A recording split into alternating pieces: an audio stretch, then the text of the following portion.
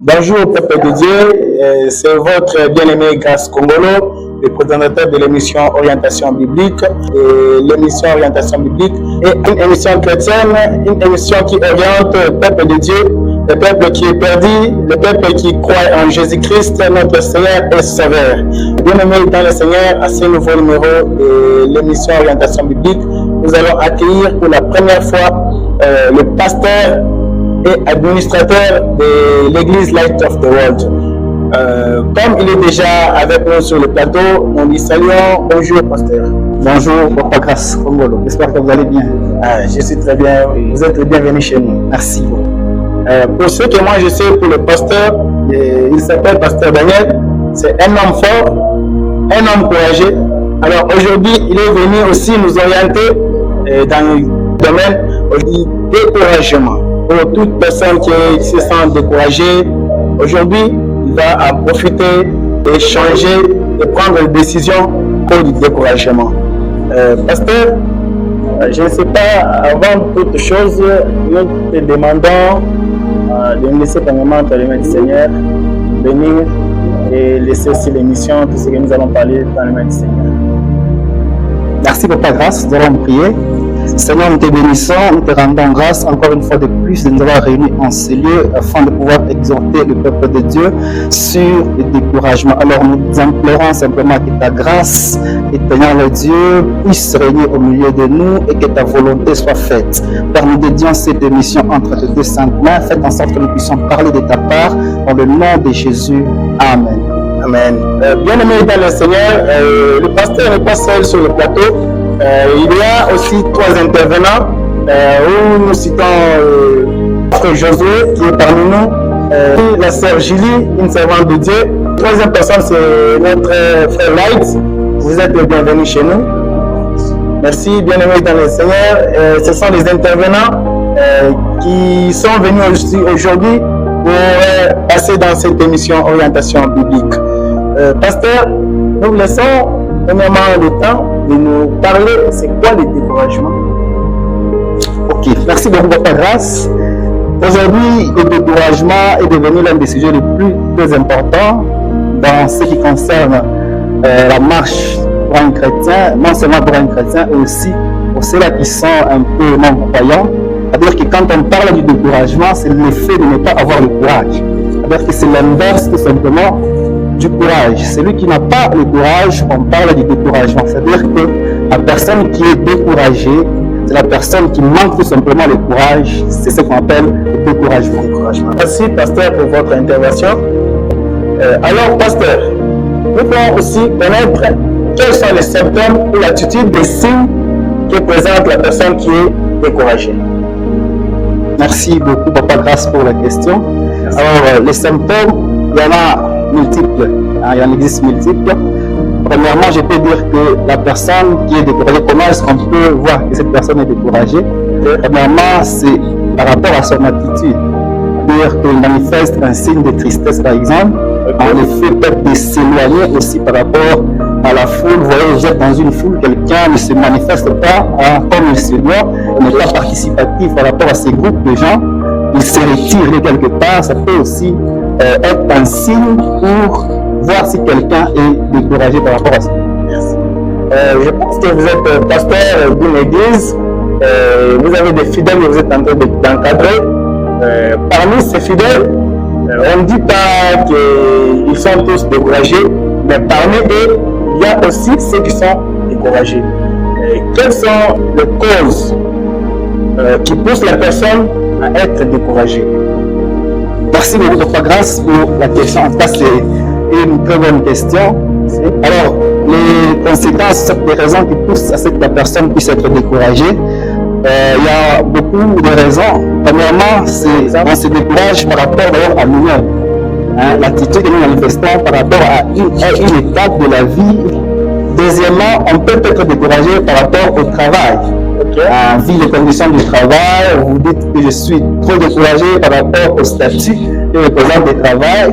Troisièmement, je peux dire qu'on peut être découragé par rapport à la santé. Vous voyez quelqu'un qui vit une très grave maladie, vraiment, qui a visité le médecin, ils ont dit que c'est tellement incurable, mais par rapport à cela, cette personne peut être découragée. Imaginez quelqu'un peut venir dans un sens où vous le dites en tant que médecin que non, votre maladie est incurable, on ne peut pas la guérir. Alors ça peut commencer à cultiver en cette personne là-bas, ce sentiment de culpabilité au point de se décourager même d'aller voir certaines personnes, soit voir l'église et autres.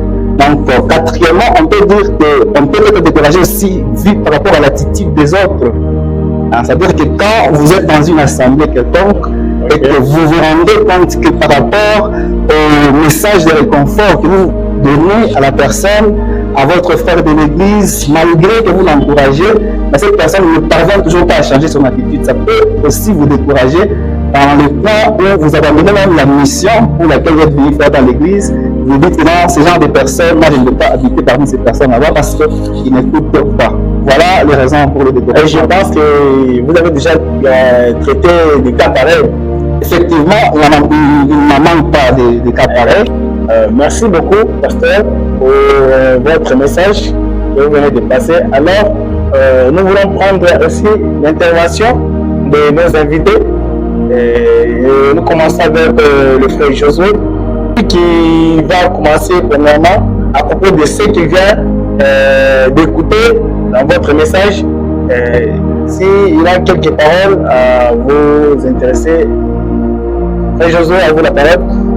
Merci pour la parole, Papa Grâce. Merci. D'accord, le pasteur vient de nous parler de 4 points qui sont la cause du découragement. Premièrement, le pasteur nous a parlé du découragement par rapport à soi-même, par rapport au travail, entre autres, il a parlé des conditions de travail. Il nous a aussi parlé du 3e point qui est le découragement par rapport à son état de santé. Et il a aussi parlé enfin pour le découragement par rapport à son environnement. Moi, mon intervention, j'aimerais demander au pasteur, on se décourage en soi. Qu'est-ce qui peut faire que la personne qui était motivée, la personne dans l'église qui servait Dieu, la personne qui était zélée, puisse régresser ou reculer dans sa vitesse ou dans son attitude ou son dévouement dans l'œuvre de Dieu. Alors, pasteur, vous venez d'écouter la question de l'intervention de frère Josué. Je ne sais pas si vous avez quelques réponses à lui donner par rapport à la question qu'il vient de demander concernant le découragement. Merci beaucoup pour la question du premier intervenant, le frère Josué. D'abord, merci pour ces très belles questions. Alors, comment est-ce que la personne peut se décourager par rapport à soi-même, hein? On peut lire la parole de Dieu dans 2 Chroniques, chapitre 15, le verset 7. Alors, la Bible nous dit, mais, ici c'est Salomon qui parle, mais vous maintenant, soyez forts, ne vous laissez pas décourager, votre œuvre sera récompensée. Alors, je vais parler peut-être à la personne qui vit peut-être dans des situations difficiles. Hein? Vu qu'on est soi-même, on peut se décourager par rapport à quoi? Alors, la raison est que quand nous avons une situation, par exemple, un objectif qu'on est en train de viser, on s'était dit par rapport à cet objectif, je me suis présenté par exemple dans une église, je priais le Seigneur par rapport à cette situation, alors la situation n'a pas changé. Alors si la situation ne change pas, alors ce problème peut amener que cette personne puisse se décourager par rapport à soi-même. Hein? Deuxièmement, c'est que comment est-ce qu'on peut être découragé par rapport à soi-même? C'est-à-dire je vis, j'ai des objectifs que je me suis déjà fixés dans la vie. Je sais que de tel ou tel autre objectif, je dois réaliser cela dans 2 ou 4 ans par exemple. Et que les objectifs s'étaient fixés, par rapport à cela, il n'y a aucune réalisation. Il n'y a aucune réalisation, vu qu'il a beaucoup dépensé son énergie, son temps, et qu'il n'a pas vu les résultats. Voilà pourquoi cette personne peut être découragée en elle-même et créer un certain sentiment de culpabilité en elle qui peut la détruire. Merci. Merci, pasteur. Alors, quand on se fixe un objectif et que pour la réaliser par rapport à une période donnée, on se retrouve encore, je n'ai plus encore de force ni de moyens pour réaliser mes objectifs. Cela est une cause qui a poussé à ce que je me décourage en moi-même. Alors, qu'est-ce que vous pouvez me donner comme remède afin que je puisse encore reprendre la poursuite vers la réalisation de mes objectifs fixés? Merci beaucoup, Papa Josué, pour cette question. Alors, vous avez dit si vous avez mis votre énergie, vous avez dépensé de l'argent par rapport à cette situation et que rien n'a pas marché. Oui, ça fait partie aussi des raisons qui peuvent vous déterminer. Comment faire à ce que vous puissiez être un peu encore d'énergie pour maintenant continuer ce projet là-bas. Alors, il y avait dans la Bible une dame à la perte de sang, dans Marc chapitre 5. Cette dame, elle avait reçu des témoignages des docteurs, elle avait reçu des témoignages des hommes de Dieu qui la fortifiaient.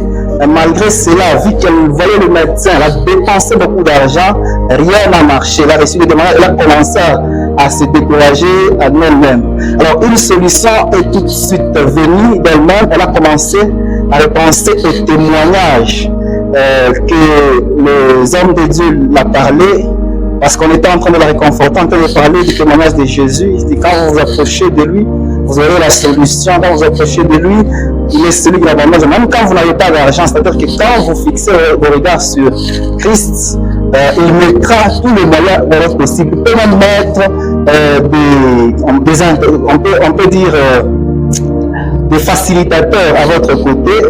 C'est-à-dire que c'est Dieu qui nous a amenés pour qu'il puisse venir compenser votre vie là-bas. Donc, elle s'était dit, lorsqu'elle a commencé à écouter, elle a reçu les faux témoignages. Ces faux témoignages ne la construisaient pas. Donc, quand elle a entendu, elle s'est dit, non, il y a quelqu'un qui passe. Et cette personne, on dit que cette personne a la solution. Alors, quand elle est allée, elle s'est décidée à elle-même. Alors, quand on vit dans ce genre de situation, il faudrait se décider de soi. Sur qui fixer le regard, et en tant que chrétien, nous devons fixer nos regards sur Jésus, qui est la solution à tout. Il peut mettre des gens à notre côté, même si on n'a pas d'argent, ce n'est pas la raison qui nous pousse au découragement, mais c'est fixer nos regards sur Jésus, dire au Seigneur, me voici, je n'ai pas d'argent, mais j'ai tel ou tel autre projet à réaliser, et le Seigneur mettra des gens à notre côté, ils vont nous financer, et vous verrez que tout est simple lorsqu'on place sa foi en Christ. Frère Josué, je pense que vous êtes satisfait de la réponse qu'on vient de vous donner par le pasteur. Oui, je remercie le pasteur pour cette fortification. Il vient encore de me donner une remède qui me permettra de reprendre courage, de reprendre toutes mes forces afin de poursuivre mes objectifs que je me suis assignés. Merci beaucoup, frère Josué. Alors, nous voulons prendre aussi notre deuxième intervenant, qui est la sœur Julie, une servante de Dieu. Elle a aussi quelques questions à propos de votre message que vous venez de passer au peuple de Dieu. Sœur, à vous la parole. Merci beaucoup, Papa Grâce, pour la parole. Merci. Et je dis aussi merci à l'homme de Dieu, le pasteur, pour ce qui vient de nous parler ce soir au sujet de ce qui décourage les gens à pouvoir, pour ce qui décourage les gens. Mon occupation est celle-ci. Donc, moi, en tant que femme, j'aimerais demander au pasteur et demander à l'homme de Dieu. Il y a actuellement, disons que même dans le monde partout, il y a des discriminations qui font assez que les femmes ne puissent pas travailler. Et mon occupation est par rapport à l'œuvre de Dieu. Nous sommes dans une église, il y a certaines églises dans lesquelles on interdit aux femmes à pouvoir prêcher, à pouvoir interpréter, à pouvoir modérer. Il y a dans certaines églises où on interdit aux femmes de faire certaines choses. Vu que non, les femmes doivent se taire dans une église, elles ne doivent pas parler.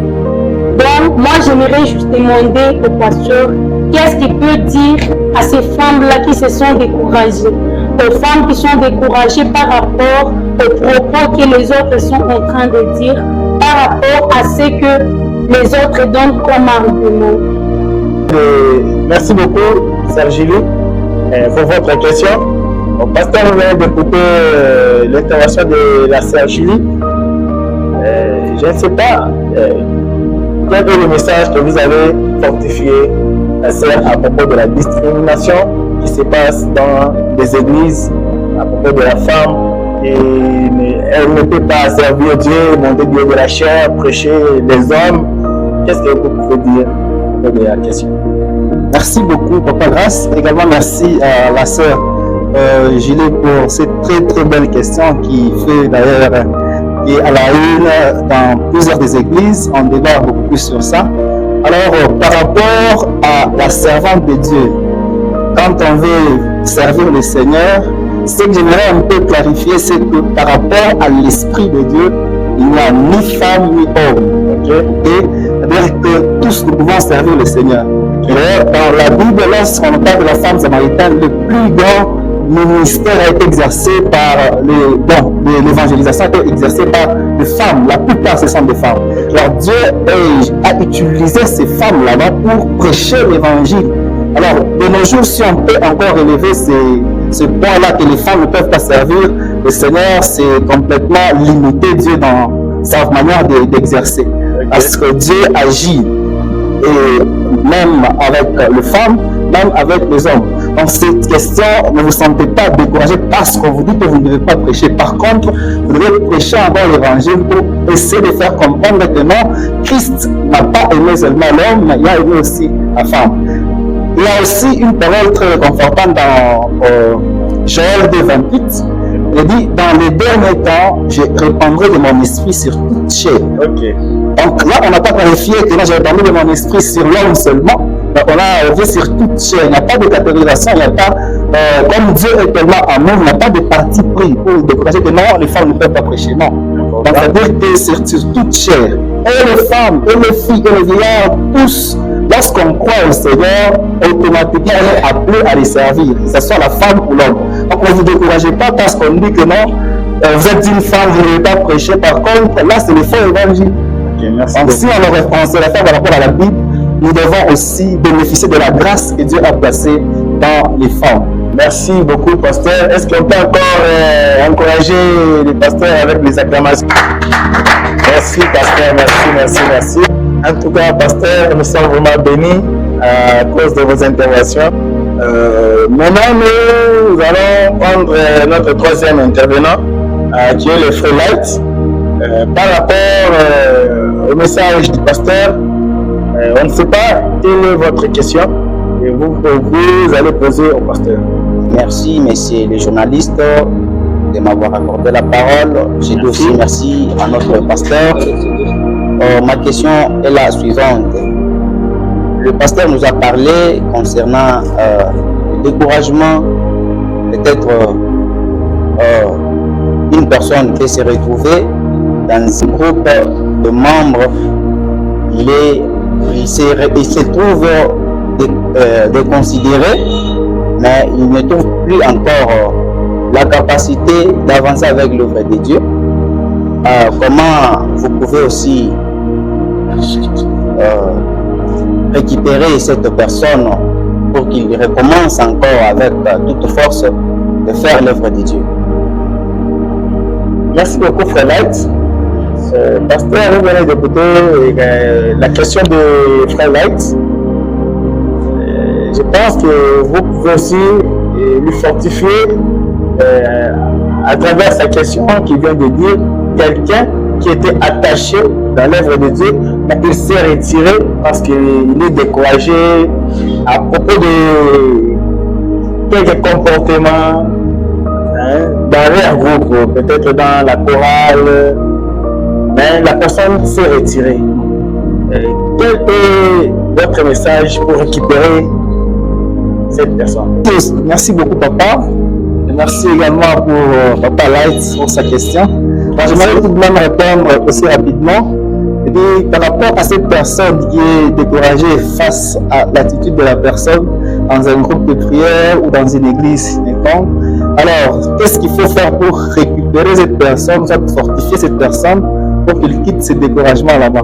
D'abord, j'aimerais préciser une chose, que quand nous venons à l'église, ce n'est pas dans le but d'espérer, de placer confiance en l'homme. Alors, la Bible dit, maudit soit celui qui place premièrement confiance en l'homme. Il sera découragé. Alors, deuxièmement, c'est apporter un message d'amour à cette personne. Que Christ t'aime. Quand tu fais son œuvre, il est là pour te soutenir. Quand on regarde, apporter un message d'amour. Et apporter, dire que le Seigneur t'aime, il faut continuer l'œuvre du Seigneur. Alors, une parole, on va lire un peu dans Néhémie chapitre 6, verset 9. La Bible dit, en effet, ils essayaient tous de nous effrayer. Ils espéraient que découragés, nous cesserons le travail. Amen. Vous voyez. Donc, l'objectif d'ailleurs du diable, c'est de te décourager afin de ne pas voir la gloire qui t'attend. Parce que l'ennemi est là pour décourager, pousser quelqu'un à commencer un peu à se considérer soi-même comme s'il était apte à pouvoir tout faire. Alors que lorsqu'on se limite dans nos effets, c'est alors que le Seigneur vient apporter son amour, son réconfort, afin que nous soyons un peu réconfortés. Alors par rapport à cette personne qui est découragée, moi je dirais en tant que le serviteur de Dieu, nous devons lui apporter en fait un message d'amour afin de réconforter son âme, de l'encourager beaucoup plus davantage, fixer les regards sur Jésus et non pas fixer sur ces hommes là-bas, parce que fixer les regards sur ces hommes, tôt ou tard, elle sera toujours découragée et au point d'éviter même à prendre certaines responsabilités dans l'église. Ça, c'est très important. Est-ce qu'on peut applaudir pour le pasteur? Je ne sais pas s'il a bien donné la réponse à la question de Papa Light.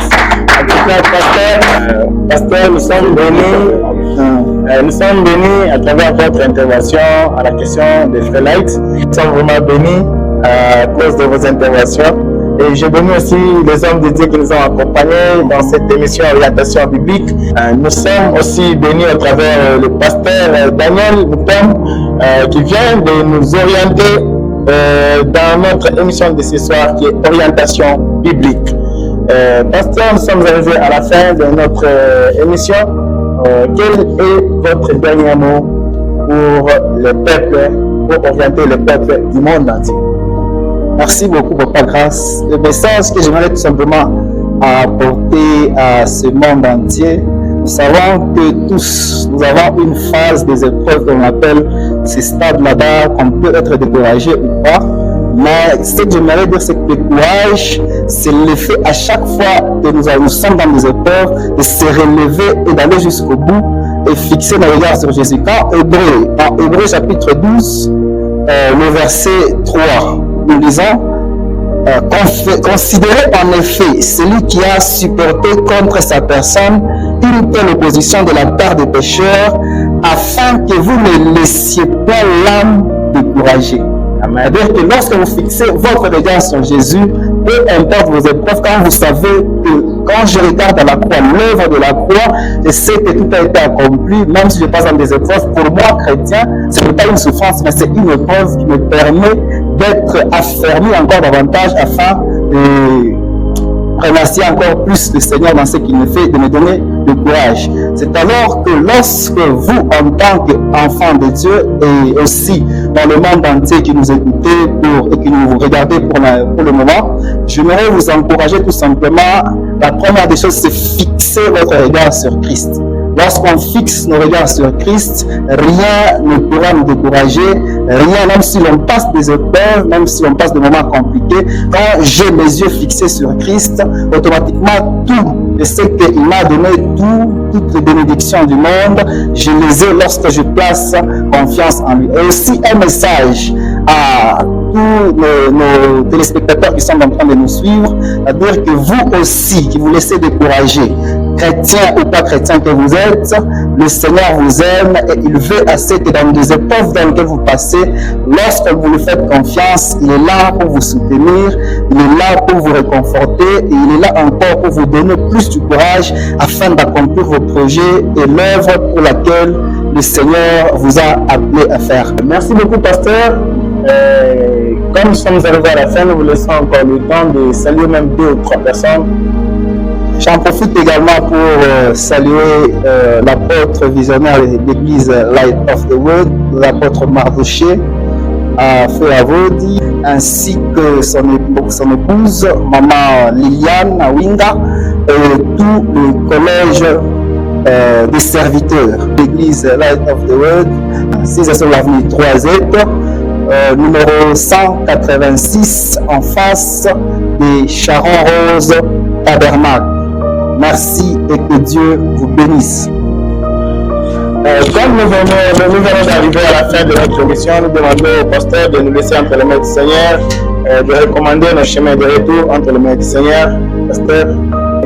Seigneur, nous te rendons grâce pour cette participation qui nous a encore réconforté davantage et que ce message d'amour et de courage, d'encouragement puisse fortifier encore une fois de plus ton peuple afin qu'en écoutant qu'il puisse encore fortifier pour ceux-là qui sont dans des épreuves, que le Seigneur soit leur guide, soit leur partage, qu'il répond simplement à cet amour que Christ est mort pour moi afin d'être fort plus que vainqueur, parce que la parole de Dieu dit Christ en moi, l'espérance de la gloire. Alors je prie à ce que tu réconfortes le cœur de ceux-là qui passent des moments difficiles dans ce monde afin qu'ils trouvent le refuge qui est toi, le Seigneur de toute puissance et de toute gloire, dans le nom de Jésus. Soyez réconfortés, prenez du courage, Christ est avec vous, le Seigneur vous aime, dans le nom de Jésus-Christ nous prions et nous disons Amen. Amen.